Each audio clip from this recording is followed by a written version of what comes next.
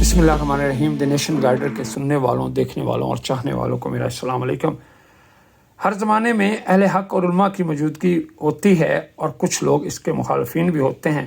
इसी सिलसिले में आपके सामने एक हदीस मुबारक पेश करता हूँ। रसूल अकरम सल्लल्लाहु अलैहि वसल्लम ने इरशाद फरमाया, मेरे लाए हुए इस इल्म को हर ज़माने के अहले हक़ संभालेंगे, यानी दीन की खिदमत व हिफाजत का वह अहले इल्म व हज़रात पूरा हक़ अदा करेंगे।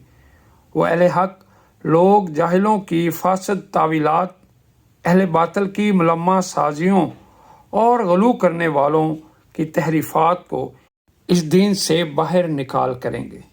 तो दोस्तों, अहले इल्म का एहतराम करें, क्योंकि इन्हीं की वजह से हमारा दीन कायम है। अल्लाह ताला हम सब को अहले इल्म की इज़्ज़त और तकरीम करने की तौफ़ीक अता फ़रमाए, क्योंकि यही वो लोग हैं जो दीन की हिफाजत करेंगे और इसको आगे फैलाएंगे।